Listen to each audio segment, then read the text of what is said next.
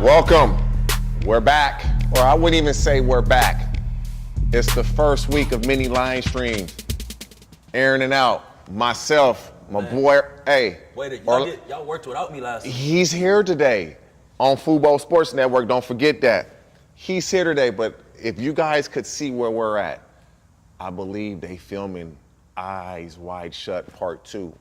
When we leave, though. When we leave. We partake in none of that. I never heard of that before. Go Google it then. Google it, find out. Google that. Okay. Am I that old? You don't even know what that is? You got some new fresh gray hairs in there, man. It's been a minute since we done worked. Really? Right here? New gray hairs. Now, but you know what's crazy though? I don't really have none on my face yet. I am seeing them in my hair a little bit. Chester the molester shade. Little bit. Listen. Yesterday, technically opening weekend in the NFL. Nothing but good games. I thought yesterday's games were probably the best week one slate of games that we've had in a while. Just the ebb and flow. Teams we expect to play well didn't play well. Guys we expect to play well didn't play well. We got a lot to get into. We got Mr. Lights Out himself joining us later on. For y'all that don't know him, Shawne Merriman. Sign him up or don't sign him up. You know, what is he talking about? That will make sense later. What was the biggest surprise for you yesterday? Oh, man. I expected Dallas to look bad, you know. No, you didn't. No, you lying. You lying. You didn't. I took the under. I was screaming under all week. Said the two bad O-lines. You know, Tom had some time away. With the way that preseason is You took the under. Half the people like, what's the under? Damn. 51.5 points. For y'all don't know, and you guys will learn this as we progress with this, expert gambler. Follow his advice. No such thing as expert gambler. But, I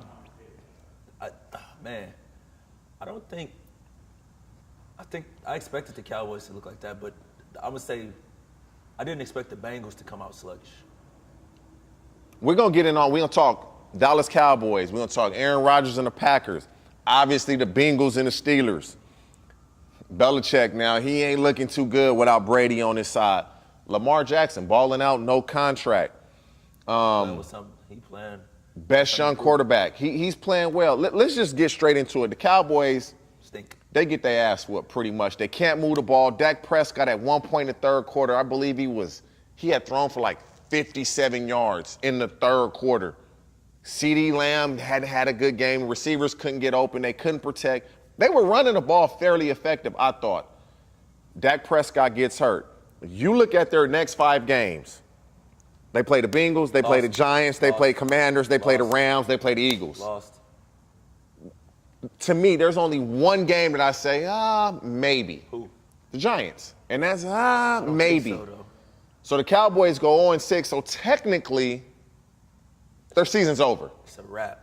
Oh, so you agree with that? Because you are a Cowboy. It's a wrap. I just think, they didn't do enough in the offseason. Like, they didn't do enough at all. They went in content. They have a really fairly young, good defense, but to let go of a receiver like Amari Cooper, You liked him? Yes. Okay, I did as well. I think that Dak's ascension, if you go back a few years when they didn't have Amari, Dak was struggling a little bit. Then it gave him like a security blanket.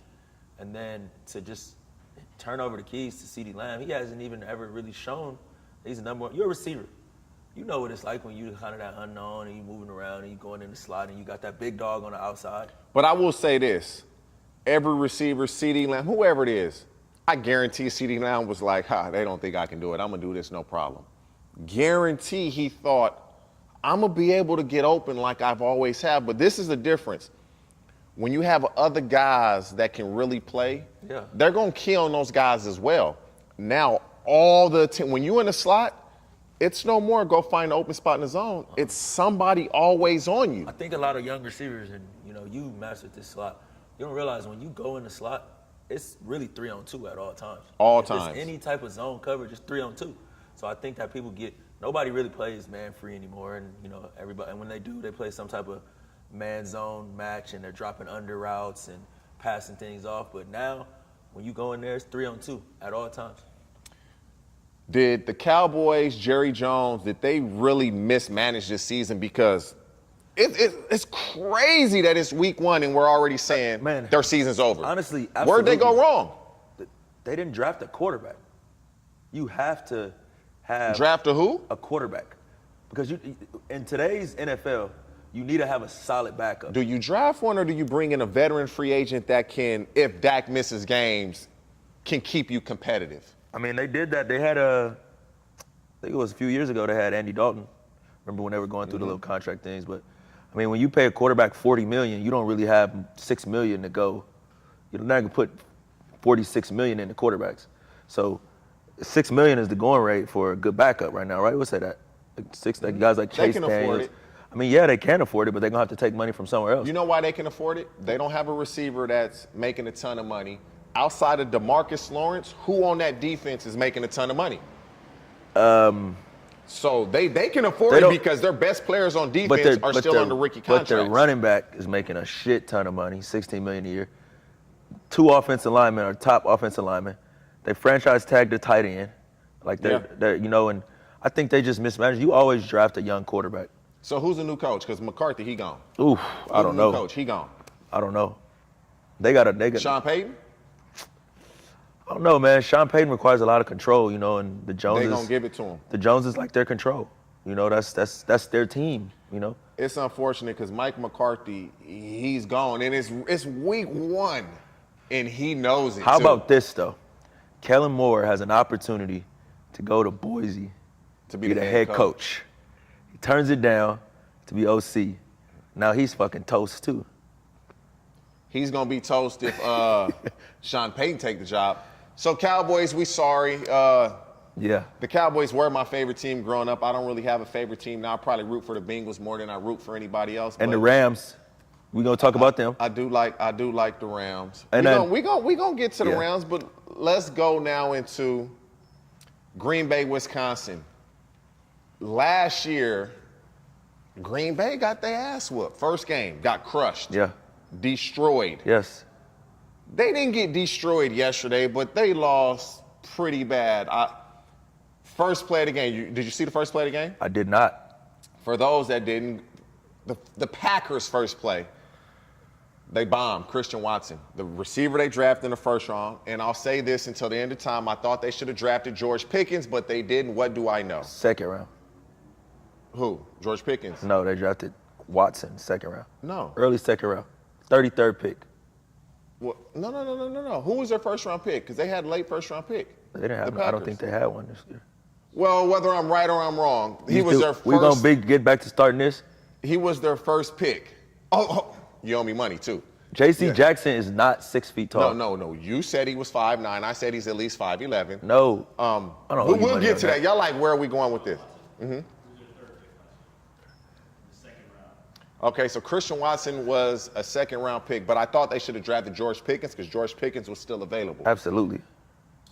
Pretty throw. You got to go watch it. Pretty throw. Drops it. Probably would have gone 75. Drops it. He dropped. The DB, he probably had 3 yards of separation. He drops the ball. That's an indication on how the day's going to go. The Packers don't have a good day, and that's okay. I'm going to tell you what bothered me. It's not so much him dropping that ball. We going to drop balls. It is what it is. Aaron Rodgers was probably frustrated. That's okay. You have one of the best DBs in the league in Jair Alexander. And Justin Jefferson have over 150 yards at halftime. So, you man him up and say, take him out the game. That's why we played you. Like, we paid you to keep guys like Justin Jefferson from going off. What's going on? Aaron Rodgers, number one, it ain't looking good, and I didn't think it would, and I said this. But he's a traditional slow starter, so let's just paint this picture. Is that an excuse or? No. The way that they switch off season, Aaron Rodgers does no off season now. He has delegated himself, and he doesn't do off season anymore. Okay, let me stop you. With a new receiving core, you don't think you need to do off season? I think that you should, but it's Aaron Rodgers is clearly running the Aaron Rodgers show in Green Bay. They're traditionally, Brett Favre was running the Brett Favre show there. He grew up behind Brett Favre, and he watched Brett Favre retire and unretire, retire and unretire, and never show up for offseason. So now he's taking on the same type of approach. Mm-hmm. So he doesn't do an offseason. he does very minimal like minicamp, and then he doesn't play at all in the preseason. Then these rookies are getting acclimated to the NFL. So the first time they actually do anything full speed and live, and we played in this league for a long time, and Shawne will be able to tell you when he comes on. There's preseason speed, there's regular season speed, and there's playoff speed. Like them boys was eyes wide open. So you're not worried, you're not concerned about Green Bay? I just don't think if they had Devontae still that they would have been able to do anything either. I think they had plateaued. That's disrespectful. If Devontae's playing, it's a more competitive game. A loss is a loss. When they woke up, you don't know though. I just don't think that with Devontae. So you're not concerned with Green Bay? They're whatever. They have a quarterback, but I think that paying Devontae. Will they win that division? I don't think so. Paying Devontae Adams what the Raiders paid him, that would have definitely put the Packers in a worse situation. You can't pay. So you over here really thinking you a real GM? It's not about that though. But when you pay a quarterback, the Cowboys, they can't pay a when quarterback you pay $6 million, and now they can't pay Devontae. Like you can pay him if you want to. When you pay a quarterback $50 million, and then you turn around and you pay a receiver $20 million, and you're paying a left tackle $15 million, that ain't played in. And then you're paying the running back, Like you gotta.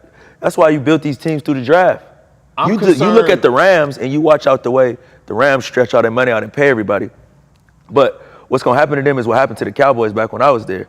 They keep stretching this money out and giving these long contracts with this big upfront money and the big dead money on the back end. Like they just basically robbing Peter to pay Paul. So eventually they're just gonna say that the money is from TV is gonna keep going up and the salary cap is gonna keep going up. But the teams that you look at the teams that are in a great situation, they're just teams that have the homegrown talent. Now, of course, you're going to get the Tampas when you get a Tom Brady. Anytime you get a Tom Brady and you add him there, you got action. But if you look at the Chiefs really weren't built on signing people and just paying everybody. Like those guys were all draft picks. Would you agree with that? Yes. Minus them bringing in Juju this year, the core of their team, the Chiefs, were all draft picks. But you swap, you know what I'm saying? You swap basically Tyreek for Juju, you know what I'm saying? You really would have liked to keep Tyreek, but they had to make a decision. Mm-hmm. And even if you look over at the Eagles, they went out and got Bradbury and they went out and got Brown, the receiver, but the core of their team is mostly draft picks. And I fucking hate the Eagles. And the teams that draft well, let's go look at the Bengals. The Bengals, they made some splashes in free agency, but the core of their team is draft picks. Like, draft picks are a premium now. And I don't know about that because if they're such a premium, let's just go to this game. The Raiders, the Chargers. Draft picks are at a premium.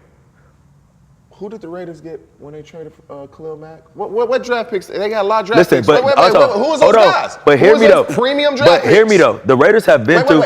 Do you recall those premium draft picks? What is it? Cleveland Farrell. That's one of the premium. Give me another one. Mullins. Crosby also came from that trade. Yes, he did. It's Farrell. It's Josh Jacobs. It's Jonathan Abram.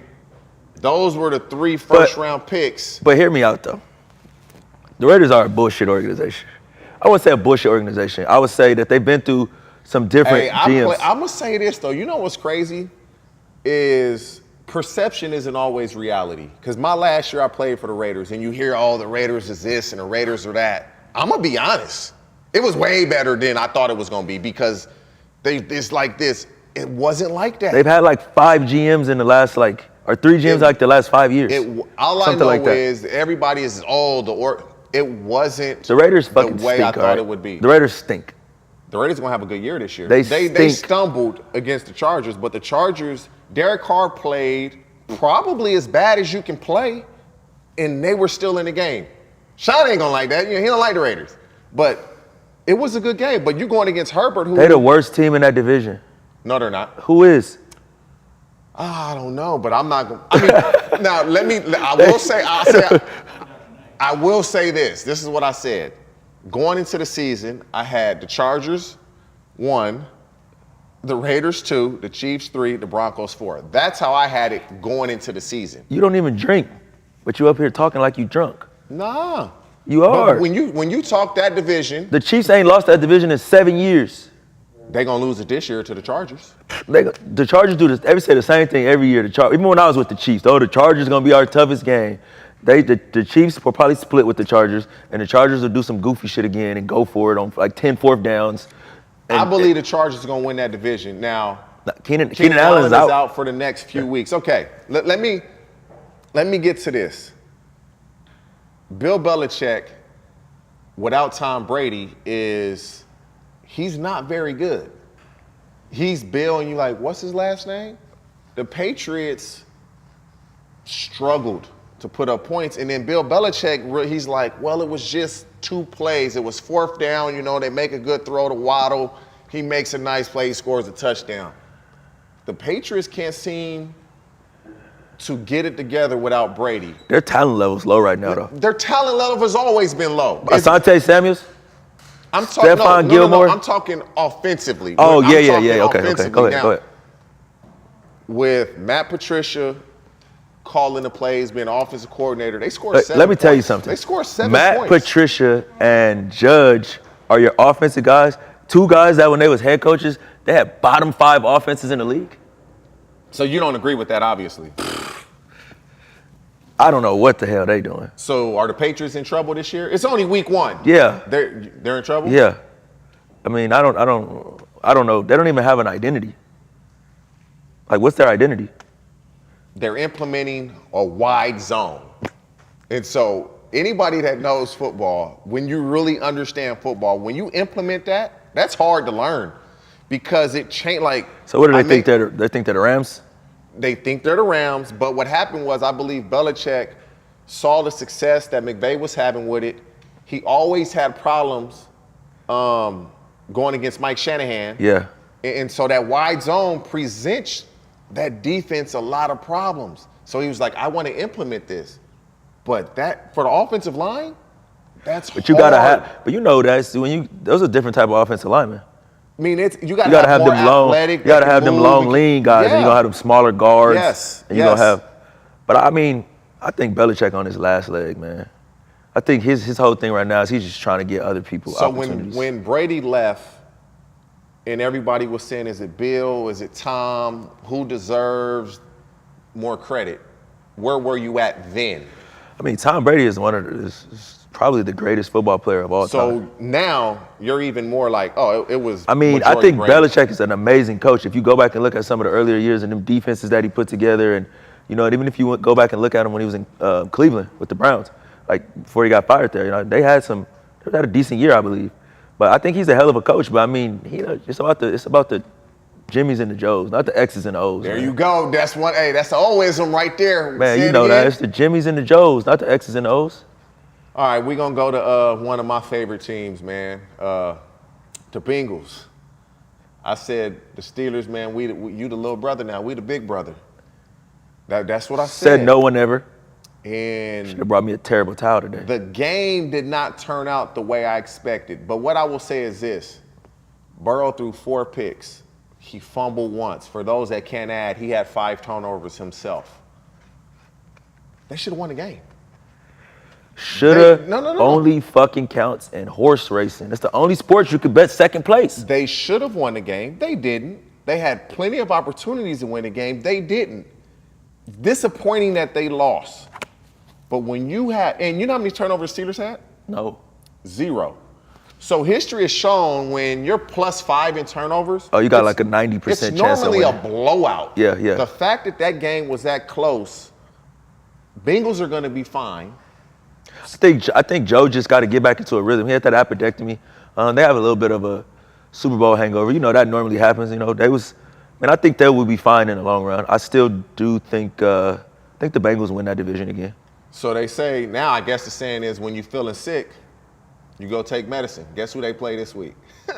They play the Cowboys. We gonna get right after this week. We gonna play the Cowboys. Yeah. I mean, we gonna put them in their place. I do think that defensively, the Cowboys present some challenges, but they ain't gonna be able to piss a drop. So defensively, Micah Parsons, DeMarcus Lawrence. They won't be able to piss a drop on that Bengals defense. Cooper Rush.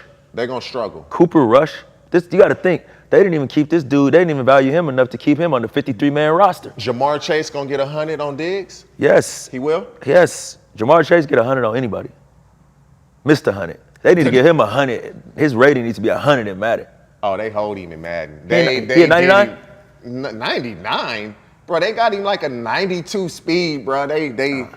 Yeah, man, his ass. I just lost my game the other day. I was so pissed off. You played still? All the time, bro. See, I knew you did some shady shit when we played on that thing. I played Madden all the nah. Oh, that got me to playing. Yeah, you capping. Y'all were like, what happened? I don't want to know what happened. Go. During COVID, No. They had a Madden tournament, and I was asked to participate. I'm like, I hadn't played Madden in 10 years. They sent me a PlayStation. I matched up with Orlando in the first round, and I beat him. I hadn't played Madden in 10 years. He don't even remember this part of it. So we playing the game, his daughter and his wife there, and they said, why is his controller got the light on? Yours. so listen. I think about it, So not only did I lose, I had him play my cousin and he beat him. And he said, bruh, why your controller light wasn't on? Orlando playing me like this, y'all. And my controller was blue, and Orlando controller didn't have any color on it. Somebody was playing for him, and I beat him. So yeah, your cousin, he lost. So last time before we go to break, Lamar Jackson. Lamar, you can't play under the 5th-year option. You only making $23 million. Balled out yesterday. But is it problematic that Lamar Jackson? You look at all the quarterbacks in this draft class that have played well. Mm-hmm. They've been rewarded, a la Josh Allen. He balling despite his new contract.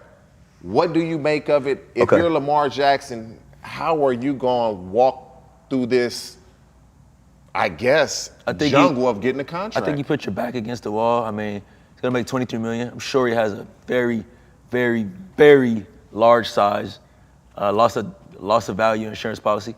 But if you look at the quarterbacks that have traditionally got the top dollar outside of Aaron Rodgers, these are dudes that have pressed it to the limit. Kirk Cousins is his earnings are crazy. He's one of the top quarterback earners if you do it over the last 8 years. So people think that franchise tag, and you got franchise tag, right? No. So people think that franchise tag is bad, but it's really not. If you young. Yeah. So I think that he just plays, and Flacco did this. They did the same thing. They played around with Flacco, and they ended up having to remember Flacco ended up winning the Super Bowl that year. The Cowboys played around with Dak, and they ended up having to overpay him. Paying more. Yeah. So that's basically what's going to happen. Yeah. So, in the Browns, man. If you're Lamar, are you franchise me then? Are you willing I'm not to taking, it's going to be more. Yesterday's price ain't today's price. So when we get through this season, once the salary cap go up, I'm going to demand to be the #1 paid quarterback with a fully guaranteed quarterback. With a fully guaranteed contract. So if you're Lamar, you have no problems with it. If you got any nicks and bruises, you Sit shutting him down or you fighting through it? I'm shutting him down. Lamar's record is amazing when you think about it. He just hasn't been able to get over that, playoff hump. The Ravens had some injuries last year. They lost both of their corners. A ton. The corners, running backs. Yeah, they lost 4 running backs, but I think it's going to work out for him. And Lamar, what he's got working in, I wish we all could go and do this again. He's his own agent. So he's going, those. Let's talk about that. Do you think that's a problem? Would you want to represent yourself? I think it's difficult, and I think one of the reasons why they cut it off during the season is because it's difficult to have those conversations while you're still trying to play. Okay. But I think that now in today's age of sports, when you're a franchise player, to be able to have that direct dialect and somebody else and shit, cut the 3% out. Well, I have another question for you. Who would you rather have as your quarterback, Mahomes or Herbert? But since we got a Charger in the house, I'm going to just bring him in and ask this question once he sits down.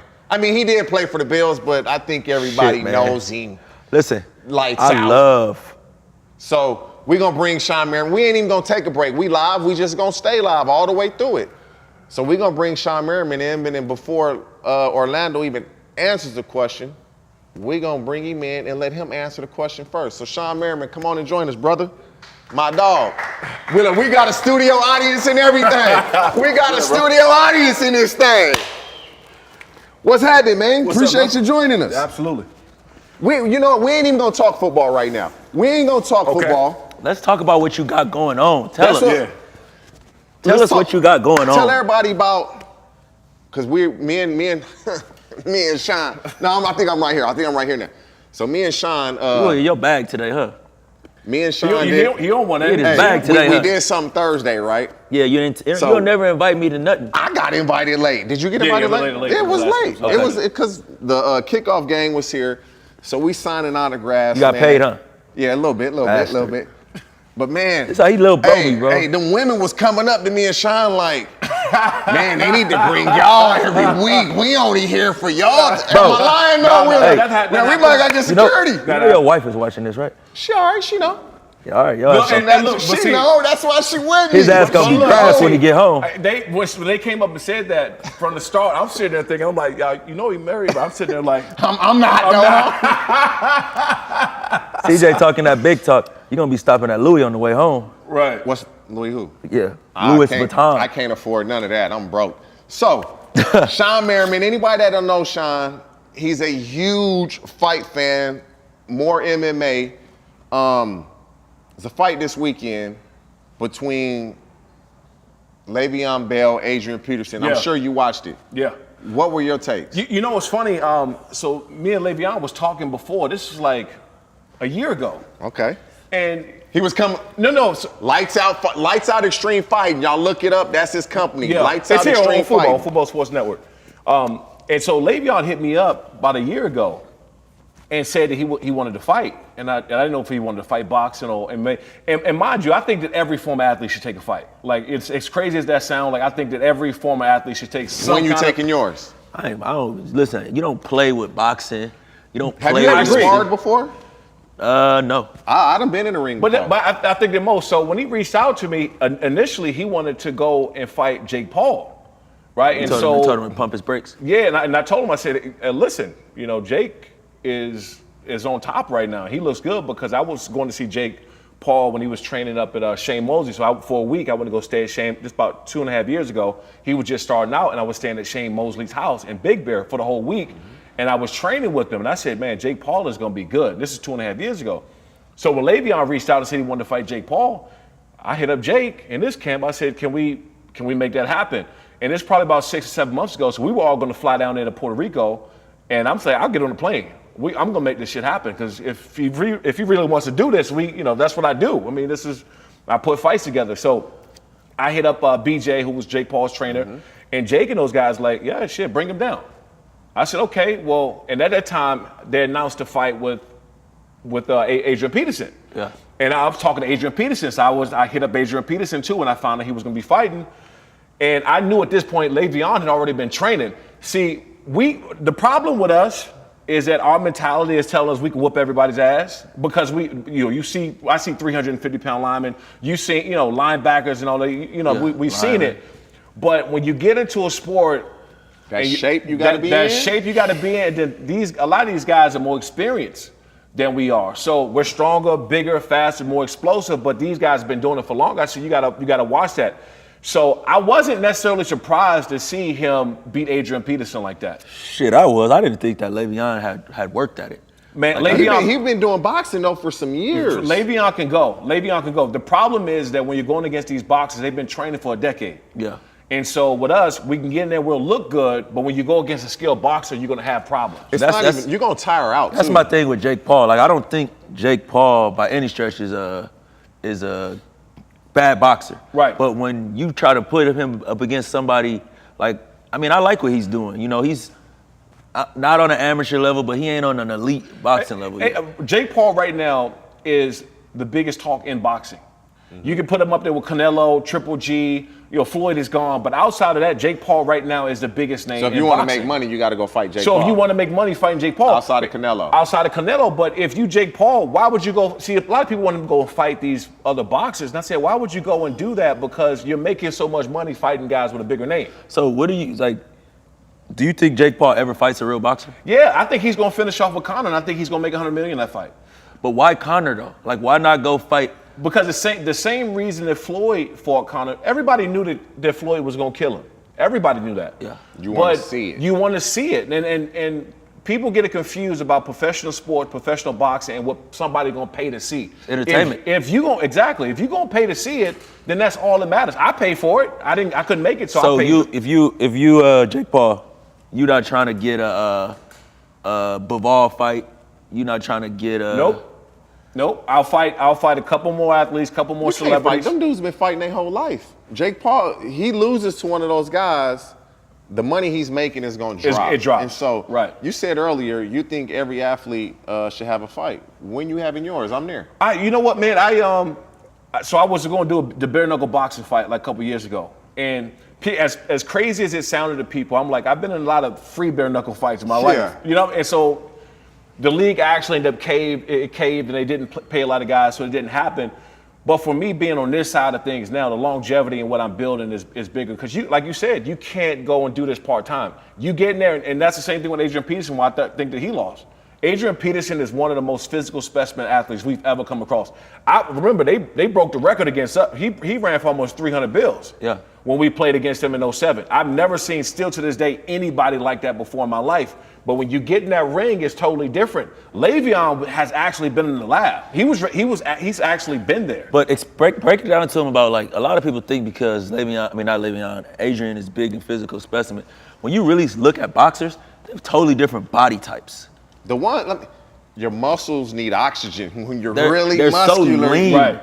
Like, and now that I know you got the lights out extreme, and I'm out there in Vegas too, I'm gonna have to just come train and just get the workout. I still train. I still I train every day. Yeah, I still train every day, and then sometimes on Fridays they got open mat sparring. I'll go in there and go 3 or 4 rounds with a couple guys. I ain't trying to do all of that. But yeah, so you I just want to train without. Yeah, I just want to work out, man. Maybe have a friend out there. Mid work. I think all former athletes should pick up some kind of jiu-jitsu, some kind of Muay Thai, something. Because when we get done, man, like, you're not competing at that level anymore, so they help you. Why you got to pick up some physical shit, though? Because we physical people. You never know. Man, you don't need to pick up nothing else physical. I'm too old for that. Let's get into football. Yeah. Your Chargers, they look real good. I mean, the Raiders played a good game. It was a competitive game. And for y'all that don't know, or Shawne, his trajectory when he first came to the league, he was on his way to being an all-time great, to be honest with you. At least. But people don't really know this. 3 times All-Pro, he led the league in sacks. They don't really know this, but I'm gonna go up to say that you was drafted right after DeMarcus. Right after DeMarcus, yeah. And me being in Dallas, from what I heard, that it was people in that building pounding the table for Shawne Merriman. Yeah, so what happened with that, so I went down there on my visit, and so DeMarcus, I think it was about 20 of us, so the top potential 20 first-round draft picks were all down there. And so we were all in the locker room kind of checking out. I walked in the weight room, and I saw Larry Allen. Larry Allen was lifting. He had like 405 on the bench, repping it, right? No problem, and he got up and left. I don't even think I seen him warm up. Like, Larry Allen was just something else. So I'm sitting there in my head seeing this for the first time. I'm 20 years old. I'm like, I got to go against this shit. You know, I'm thinking in my head, like, I got to see him. And so I'm downstairs, and then somebody came and got me. And so I said, okay, well, I'm thinking that I'm in trouble. I don't know what's going on. They want to see me upset. It said Jerry Jones and Bill Parcells want to see you. So in my head, I'm like, oh, shit, what do they want? You know, so I went up there. We sit in the office. Bill Parcells on the left. Jerry Jones is actually sitting up on the desk. And he said, Shawne, look, we don't think you're going to be on the draft board by the 11th pick. But if you are, we're going to draft you. Yeah. And so I'm sitting there thinking, like, okay, this is dope because, you know, I grew up in PG County, Maryland. So you were either, at the time, Redskins fans, Commanders fan, or a Dallas Cowboys fan. That was it. Yeah. That's, you know, that was all I had in my family and around me is Dallas Cowboys fans or Redskins fans at the time. So I'm like, half my family is happy as hell when I went back and told them. But Bill Parcells, let me tell you, he freaked me out because Bill Parcells told me, he said, well, when you get here, we're going to work the hell out of you. And we came, like, Bill Parcells came at me, you know, saying, we're gonna dog you when you come here. And I'm like, oh, shit, I don't want to come here now. You know, I'm not trying to, you know, Bill Parcells is hard on me. So I went back home and I told everybody that I was going to the Cowboys if I was still on the draft board. So they started talking about drafting me number one to San Fran. They ended up going with Alex Smith. Yeah. They brought my name up when the Redskins Commanders had a draft pick. I think the 9th or 10th pick. They went with Carlos Rogers at corner. Yeah. Eighth. Eighth. Yeah. From Auburn. Yeah. The 11th pick came up, and the Dallas Cowboys, I'm sitting there, my phone didn't go off, and it's like 30 or 45 seconds left. So I'm looking around. My family has, Dallas Cowboy jerseys, hats, and with my name on the back, custom stuff, and they didn't call. So I said, damn, they didn't. They picked DeMarcus Ware, which, it's not like they messed up in the draft. They picked a, Hall of Fame player. And then Marty Schottenheimer called me and said, hey, are you ready to come out here? And I also took a trip to the Chargers, too.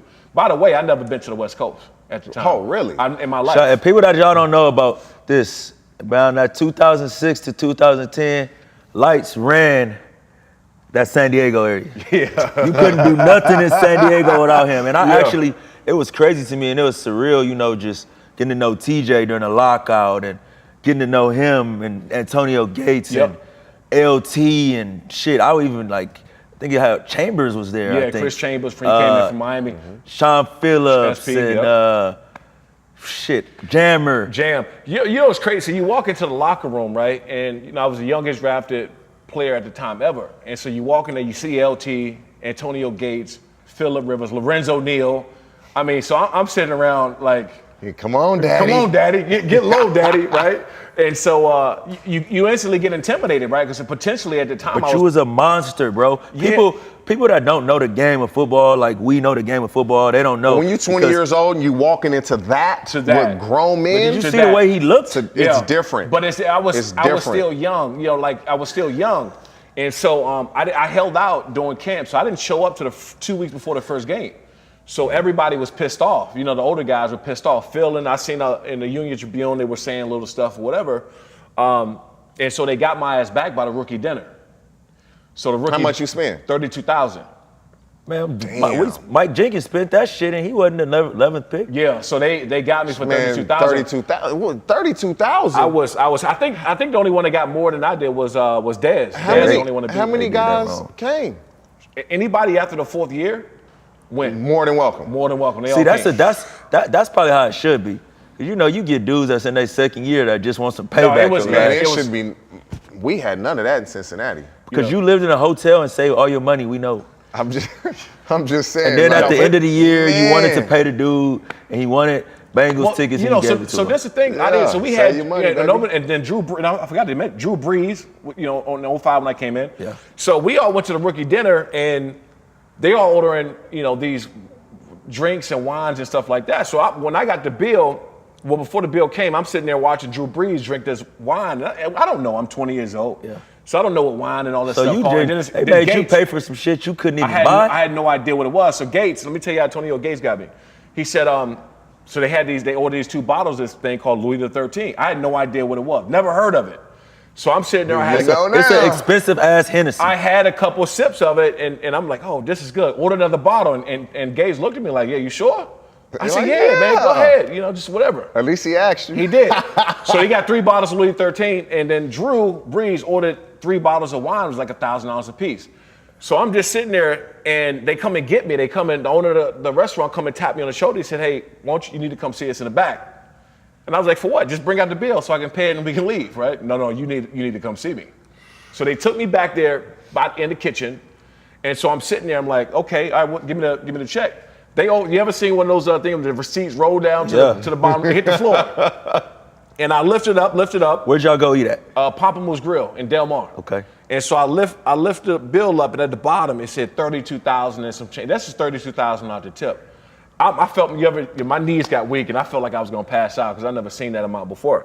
I think the only thing that made that situation feel better is LT at the end of that. He stood up on the chair and he was like, how much they wanted to eat me. It was at the time it made it a little bit better. Made you feel better. It made me feel better. The next year, who was the rookie? He didn't get to go. Had to be 4 years. Yeah, had to be 4 years. No. Nah, if I spend 32, I'm going every year. If I spend 32, I'm the only one. It's an asterisk by me. I think I did go. So that was. I think Hell that yeah, was. I'm going. We fighting on that. Right. Yeah. I think it was. I forgot who it was, but Larry English had came into. Oh yeah. The year after. Yes, he did. Maybe a couple years. I forgot who was the year. But we calmed it down because I said we can't. You can't keep that up. Yeah. Let's talk football now. The San Diego Chargers. Everybody's high on them. Oh, I said San Diego Superchargers. His San Diego Chargers. Right. Because That's who he played That's who for. I wanted to play for. That's who he played. Yeah. It's that powder blue. It's that I was powder blue. hoping, you know, and when I was coming out that I got drafted there. You want to play because you want to be close to home? home? I wanted to be close to home. Because the Chargers were like an LA team because that was all they had. Right. But everybody's high on the LA Chargers, but when you played, they were your San Diego Chargers. Are you as high on them as everyone else? Now? Right now, are they Super Bowl contenders? Yeah. But, you know, and so I say that because it's not even about being a homer, right? We seen some of the passes that Justin Herbert did yesterday. It was 4 or 5 passes in that game that only 2 people in the NFL is making. Maybe 3. Him, Josh Allen. No, Josh Allen and Patrick Mahomes. Yeah. That's it. Those are the only quarterbacks making those throws that Justin Herbert did yesterday. So when you have somebody there, and I played with Phillip my whole career. So when you have somebody there that's a staple, right, and he's better than Phillip in the physicality and Phillip didn't have that arm, he couldn't move like that, but he had the tenacity and stuff to win. But Justin Herbert has these intangibles that only come around every 10, 20 years. And so when you got somebody like that, so then you start building around them. And now you're starting to bring in pieces like a Khalil Mack and Joey Bosa. Yes. Right? The worst thing that the Raiders done in the last 2 decades was let Khalil Mack go in his prime. That was the worst decision that organization made in the last 2 decades. I don't care whatever else they did, that was the worst decision. And it showed yesterday on why they did that. He went out and made it. He went out, so I got an opportunity to go out and coach the outside linebackers a month ago in the training camp. And so it was my first time seeing Khalil Mack. And mind you, he's coming off the foot injury, so he wasn't 100% just yet. So to see what he did yesterday and what everybody, quote unquote, said he couldn't play anymore, this dude is going to be a phenom for the rest of the season because he got Joey Bosa on the opposite side of him. Who are you going to block? Who are you going to double team? Who are you going to slide? It's going to be hard, man. And it's then going to be hard. Once they get back J.C. Jackson. Hey, speaking of guys on the edge, did you see Leonard Fournette when he hit Michael Parsons? What you're an edge rusher. It was a chip. Chip. Yeah. It was a chip block. Man, he chipped his ass, all right. What's your take on that being an edge rusher, the way Fournette hit him, and it's all this emphasis on let's protect offensive player, let's make sure.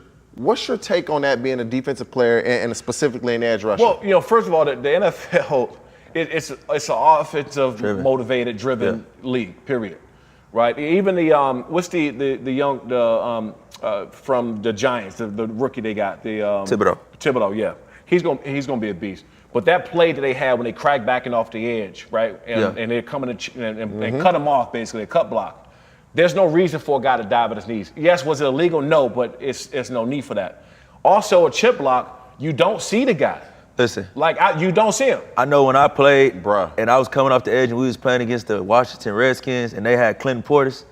If you coming off the edge and he said to your side, CP was the worst. You ain't see it? No, but I mean, Parsons was rushing. Fournette smoked him. But he's a young. Parsons is super talented. Parsons, but he's young. If the Dallas Cowboys can put up points this year, Parsons should win the Defensive Player of the Year if they put up enough points. So you don't mind that Fournette was able to hit Parsons like that? You think it's no? You unfair? know what? Because guess what I'm doing? The next play, I'm looking for Fournette's ass, and him, no matter what that play but is. as you became a smarter rusher, you know protections. Right. You know, and I think Parsons, his athletic ability is off the chart. He just goes 100%. You got to be able to know, okay, where can the blocks come from? But if in Parsons' defense, if he starts being a smarter rusher in that situation, you kind of give up your advantage, which is the speed, the explosiveness, that twitchiness. But DeMarcus Ware was a smart-ass rusher. He was the smartest. He was one of the smartest ever. Once he knew that you was going to have that chip, he was going to work something else. Or it's 2 things you do on that in that particular situation. And this is something I learned from my first year to second year. First year, you kind of getting on the map. People they know you can play. How many sacks you had as a rookie? 10.5. And then your second year, you led the league. 17, yeah. And so, but coming out, what you need to understand, and what Parsons is finding out now, is these game plans are going to be directed to him. Yeah. So before anything happens, that offensive coordinator is coming out thinking, we're going to block him and stay away from him, and then everybody else is going to have to figure it out. And so now what Parsons coming out starting the season, he's going to have to realize that, okay, what would they do against me and what am I going to do against that? So in that particular situation, that chip block, you start to go and attack the chipper right away. Yeah, you have to. You go attack the chip. And matter of fact, I wouldn't even pass rush in that play.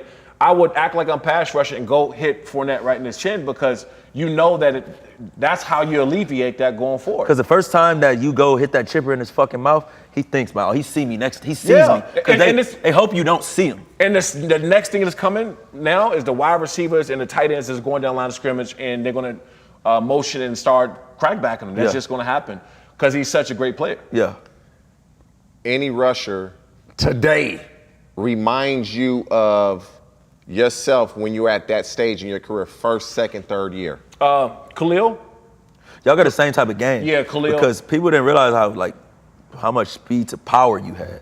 Yeah, and you know the thing is with him, he's so good in all phases of the game, right? Like he can cover if he needed to. He's really good in space. More importantly, man, he is aggressive against like double teams. Like he still makes a couple of the interceptions that Derek Carr threw. Even though that Khalil Mack didn't sack him, he caused enough havoc in the back that he couldn't step up. Had him thinking. He had him thinking. He had his feet moving all around the place. And so when you have somebody that disruptive like Khalil Mack is, it's nothing to do with him. And by the way, and I credit this to Shawn Phillips a lot. You know, people, because SP never really got the credit that he was really a good deserved. rusher, man. He was a good rusher, Yeah, and he was good enough that if somebody came out and double teamed me, that he's gonna beat somebody one-on-one, and that's all I ever needed. But y'all had Big Jamal in the middle, Big man. Jamal, Y'all had Igor Shansky, the big rusher in there. We got some guys. Brought you on and said, "Hey, we're gonna ask you who would you take?" And be honest. We know you're a Charger. Right. You got the first pick. Who you taking? Justin Herbert or Patrick Mahomes? I'm taking Justin Herbert. I second that.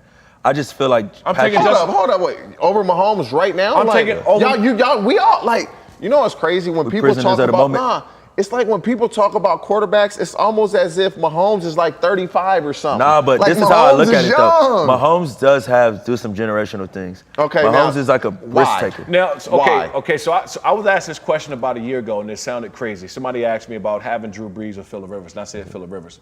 Now, we're not talking about talent, right? Phillip Rivers at that time when we were playing well with the team, he was the best piece to what we were building. Like we were on defense, we were talking and hitting and smacking, and Phillip matched our intensity all the way through. Drew wasn't like that. Now, was Drew a better quarterback possibly than Phillip? Yeah, probably. No. But I'm just saying, if you're talking about Super Bowls. Absolutely. Yeah. But Phillip was like a leader. That's what I'm saying. So Phil. Better for the team. Yeah, Phil was better for the team. And if you look at how the Chargers are built right now, and with Keenan and all these guys or whatever, Justin Herbert fits that mold. And when you get around him, he has this humble, like, y'all know confidence. Mahomes won a Super Bowl, right? Yeah. No, listen, I do. MVP too, And I also MVP, know, right? And I also know that, right? and I also know that Patrick Mahomes won a Super Bowl with Andy Reid. Yes. So let's talk about the court. Wait, hold up. Okay, let's talk. How many years did Andy Reid coach in the league before he got to Patrick Mahomes? A lot, but Andy Reid went to. Wait. How many Super Bowls did he win before that? None. How many? Okay. That's all I want to know. That's all I want to know. How many he should have at least won one or two with Donovan, but he didn't. But he went to 5 straight NFC. Pro Bowls he went to 5 straight NFC championships. I just feel like we will see another Patrick Mahomes before we will see another Justin Herbert. And see, this is what I don't like is when you compare players, it's almost as if you're putting one down. That's not the case. They're two different type of players. Herbert, Mahomes, they both are fantastic. All I'm saying is, I would be fine with either one. Well, you asked the damn question. Now you want to let people answer. No, you guys are both answering. We're gonna fire you from host. I'm gonna take over as a host. One guy, and they're both here talent-wise, but I've won a Super Bowl. I've won an MVP. My coach is really good, but he had never won a Super Bowl without me, and he's had really good quarterbacks and really good teams. But you acting like Andy Reid didn't have a great record in Philly. He went what? How many NFC Championship games? 5 in a row. 5. But this is my point. He had all of that, and he never won a Super Bowl until he got one Patrick Mahomes.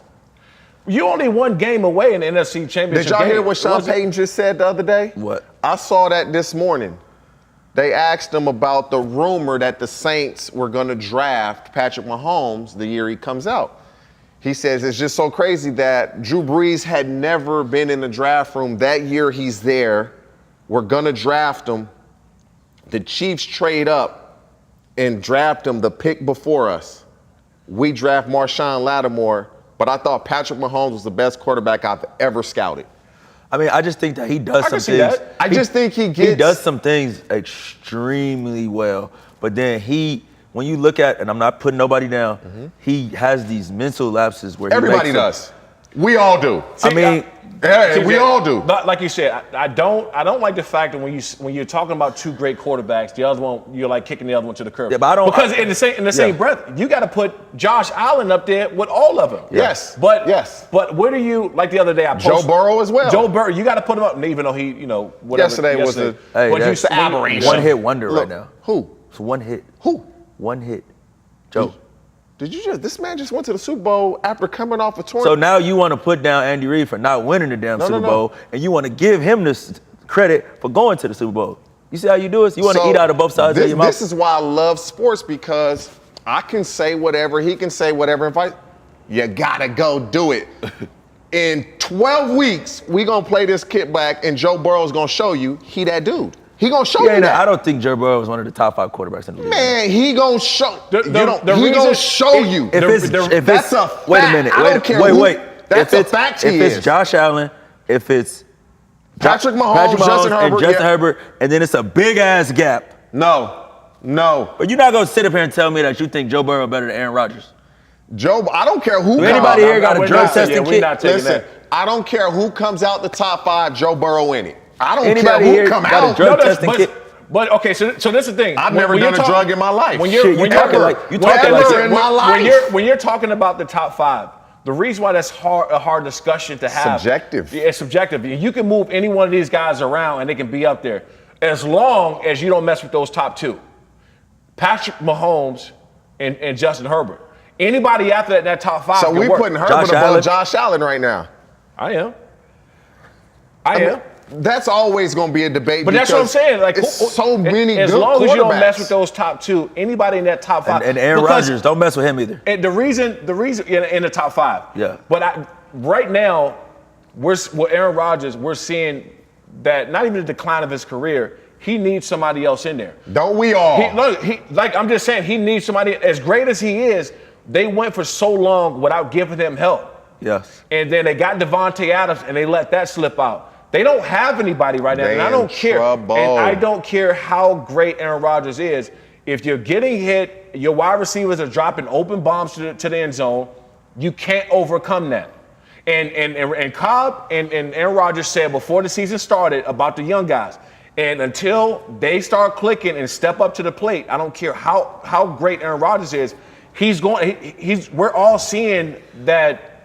He's just like everybody else. When he first came in and he took over the job, he inherited a group of great receivers. Yes, he did. Donald Driver, Greg Jennings. Jordy Nelson was young. James Jones. Yep. Jermichael Finley was playing well at that time. He had weapons. He had Amon Green, or was Amon Green gone, or was he on a tail end? It was a tail end. I mean, and so he had Ryan Grant, Notre Dame. So now, we say you played with the Chargers. So Shawne, he good either way it go. Because his 2 teams that he played for, they loaded. Play with the Chargers, you play with the Bills. Bills Mafia, as you would say, you're going through a table. Is Von Miller the missing piece? After Thursday night's game, we all going to say, yeah, but can he sustain this? And is he what they're missing to put him over the top? So you have to see this, right? And this is what I say about any great pass rusher, even at the tail end of your career. Even if you're not consistent, can you make that big play? And that's all they need Von to do. If Von plays 20 snaps a game. How do they? How they managing him right now? You see, they had the game. The game was actually in hand Thursday night. How are they managing him right now? They playing him every snap. That's why you pad your stats. You know they throw it. He only plays 20 plays? I think he played like 20-something snaps or something like that. If he goes out there and out of those 20 plays, he's disruptive for 6, 2 of those are sacks, and the other ones are forced balls. You're putting the ball back in Josh Allen's hands again 2 times. Yeah. And so that's what you pay guys like that for. You could say the same. Like Julius Peppers, one of my favorite players of all time. Like no one, as big as he was, athletic he was, JP will go out, Pep will go out and have an interception, he would do something, and they'll talk about his motor and this and this, but he kept getting those big contracts because when the game was on the line, he'll go out and make that big play. That's the same thing about Vaughn. Yeah. Anytime you have a pass rusher like him and you go out and you're disruptive for those 6 out of 20-something plays you play, that's why you pay him the contract that he's being paid right now. End of story. And again, when that game is on the line, they're going to take him out on first, second down, third and long situations. He's going to go out and create a big turnover, and he's going to get another big contract after this next year or two, somewhere else, even if it's not with the Bills. So you believe like Von Miller, he can be that guy. But the Bills were really good on defense. And you know what's crazy? But Tre'Davious White, he ain't even play. Yeah, he ain't even play yet. Von Miller's another guy. Those guys only come around once every 10 years. Yeah. Period. Then you start seeing the Khalil Max and somebody like, so when I came into the NFL. Is Will Anderson that next guy, edge rush from Alabama? I think so. Is he that next guy? Yeah, I think so.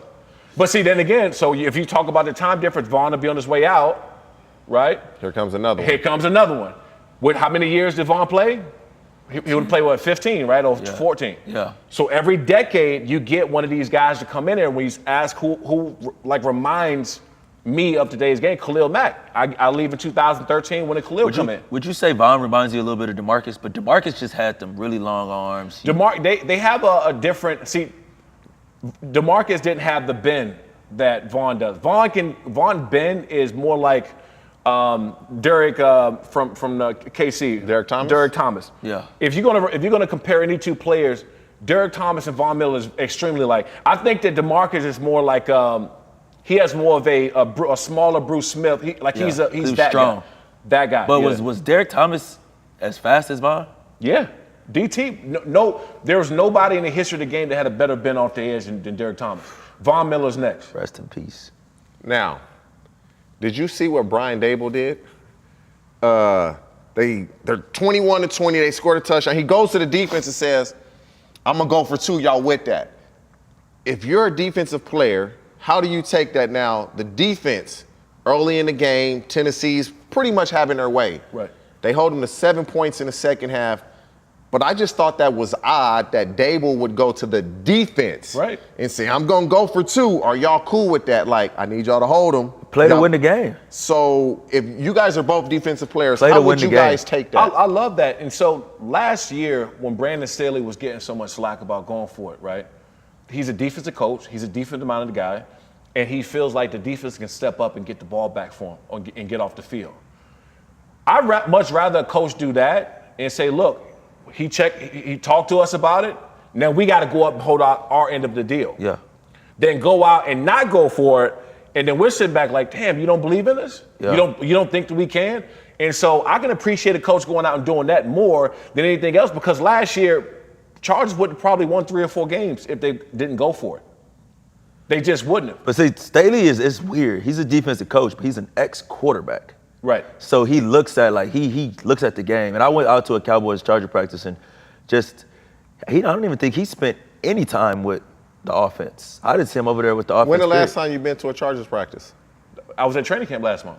How tall is J.C. Jackson, you think? 5'10", 5'11". Okay. Bro, he's 5'9" on the sheet. I'm just checking. He thinks the man's 6'1". Look, you're like, why am I asking that? All right, Y'all got anything. He told me he's 5'9". I was like, nah, he's 5'11". He's short. It's anything under 6 foot. He about the same size as Asante Samuels Jr. You're like, where is this coming from? He's 5, maybe like 5'10", 5'11". No, not 5'11". He's about the same size as so I just wanted to ask you that. That's real give quick. me my money, man. He's not 5'9". Is he 6'1"? No, he's not 6'1". Is he 6 anything? No. I said he was 5'11", No, 6 you feet. did, man. Let's go back to these text messages. You got to go back. I'm going to start flipping shit over on the set. I just had to throw that in there. Because we had a little bit. I sent the man the draft profile. He's 5'9'7". He went to Maryland. Yeah, you probably can get on the phone with somebody at Maryland and call him. I text him, you know. He went to Riverside Community College. I mean, he had a nobody long want to hear road. that shit, man. I'm just saying, J.C. Jackson, I Listen, hope you're 5'11". man. I'm going to give you part of this money that I win. Listen, you say Shawne, you're 5'11", bro. Who wins Thursday? Chargers, Chiefs. I'm taking the Chargers right now. The only thing that Where's the game? What do you mean as far as what? I think it's who's at home? I think they're at. It's in Kansas City. Oh, you know, you done been to Arrowhead. I've been on that side. That's one of the toughest places. I've been on that side of Arrowhead where I'm with Hey, y'all just saw what the Chiefs did yesterday? Yes. Yeah, but look who they did it against. Hey, speaking of that, Kyler Murray getting paid. Bro, they look like they in trouble. Like, in trouble, and then Kingsbury comes out and says, we just got to practice better. You the head coach, bruh. Well, what he you probably mean trying to y'all hold gotta on until they practice get better? D-Hop back. D-Hop gone for 6 games. You can go 0-6 and hope you win the next 11? Shit, I'm just being trying to look at this as the glass half full. That game, though, the Chiefs gonna be fired up because this whole offseason, this division is tough. All the quarterbacks in the division. Who you pick to win it? The Chargers. Who you pick? The Chargers. But the Chiefs got premium pass rushers too, though. The Chiefs are being overlooked in this situation, and I'm actually kind of guilty of that as well. But it's not. Look, you know what I wanted to see with the Chiefs? I just wanted to see what they do without Tyreek Hill, right? People don't understand when you have a deep threat like that, what that opens up for the rest of the team. Changes everything. It changes everything. You're not worried about anybody over top that can get behind you. But what have you talked about pretty much the majority of the time we've discussed is that edge rusher, that Ben. They got blocked 2 of those guys now. They got blocked Bosa. But and Andy Reid's thing is, though, he's going to get the chips. He's going to get him in the. And that's fine. They'll be in a double chip. Because that's less guys that are releasing to the route. So now you're not getting 5 out. When he was Maybe in Philly, you get 3 out. When he was in Philly and he had Deshaun Jackson and Jeremy Maclin, he only used to do 3-man routes. Okay, but see, you could do that. So you can't do that with the Chargers secondary. When you have them chipping and staying in, Tyreek Hill, when he was there, that's when you hit people with a deep threat. Now you got time. That's why I like the Chargers in this game, because anytime you have a great quarterback, and we played the Colts when they were undefeated, when they were at their highest. Reggie Wayne, that no huddle. No huddle. And the reason why we matched up, and probably in certain cases they were maybe even a better team. The reason why we matched up against them because we had 2 outs, myself and Shawn Phillips. Yeah. You had Jammer and Cromartie on the outside to match up against those wide receivers. This is not a game about who's better. It's a game of matchups. Well, yeah, and having Derwin on Kelsey is going to be a... Not even that. So what I would do with Travis Kelsey, they do a lot of they run the same 5 or 6 plays out of different formations. Mm-hmm. That's what they do.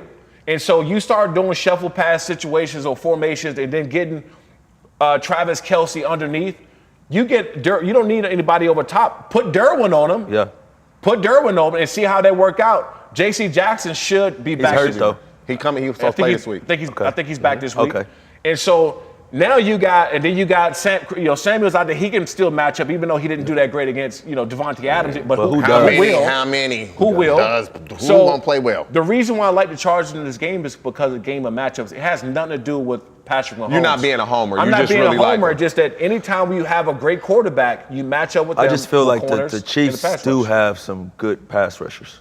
I think Chris Jones, Frank Clark. You think the new kid? No. But Karlaftis we just seen the Chargers just seen 2 great passers. Crosby and Chandler. Yeah, but Chris Jones is when you can get that interior rusher, that's where his best. Zion, the new kid, the guard that they drafted. The Chargers are up front. That offensive line. They got a damn good offensive line. They stout. So we appreciate you coming on. Yep, appreciate it. Our first week live, one of many, or one of 17 for sure during the season, 20, 21, 22, 23. Fubo Sports Network, airing it out. Myself, Orlando Scandrick, Mr. Lights Out, Shawne Merriman, Lights Out Extreme Fighting. Y'all go check it out. Follow him on Instagram. What's your handle?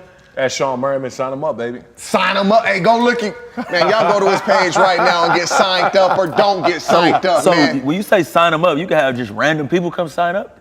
You got to go follow him on Instagram and it makes sense. Not if you want that. So if you want to get signed up, you got to knock somebody out on Instagram. He going to sign him up. And if you get knocked out, don't sign him up.